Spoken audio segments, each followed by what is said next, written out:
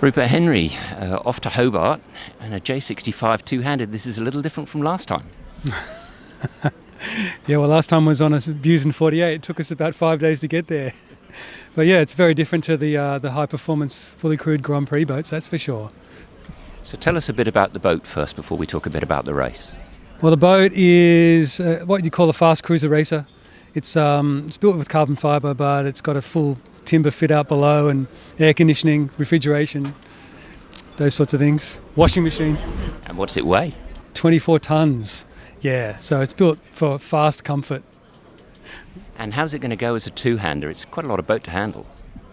It goes really well as a two-hander. Yeah, like I've done more miles on that with friends and family and solo than any other boat, and it's really well balanced, like all modern J boats. And you've had that for what, 12 years? Yeah, that's right. So it's we've had some adventures all around the world on that. And tell us a little bit about your partner, Greg O'Shea. Well, Greg is same age as me. We're good friends. We enjoy sailing together. He's a lifelong sailor as well. We've all learnt in dinghies. We've done our fair share of offshore, and you pick up all the skills you need to be able to sail a boat that size by yourself doing that. And that's one of the enjoyable parts of two-handed and single-handed racing, is that you get to draw on a lifetime's worth of skills. And what do you need to do to adapt the boat for two-handing? Well, you look at mainly the sail handling systems. There's not a great deal of change, but all your winches have to be self-tailing, for example. You have an autopilot system, which allows you for the boat to steer itself in one way or another when the other person's off watch, and then you can trim the sails and change sails by yourself, do the skeds and navigate. How much time do you actually spend up on deck together? Quite a lot. We found in the Osaka race that we would average between 3 and 5 hours each asleep in every 24-hour period.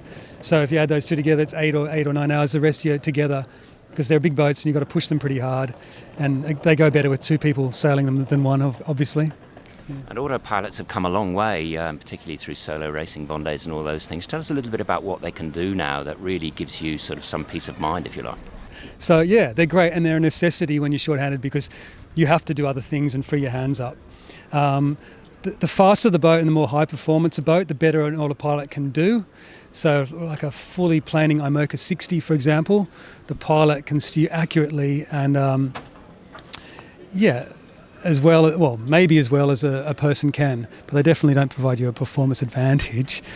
But our boat, a slower boat, you get less of a response from the rudder. So obviously, no matter how good your autopilot is, it has to behave responsively. It can't see the waves or the gusts coming. So a slow boat will get affected by a gust or a wave under the stern or into the bow, and then the autopilot has to respond to that, and the steering response is slower than a planing boat.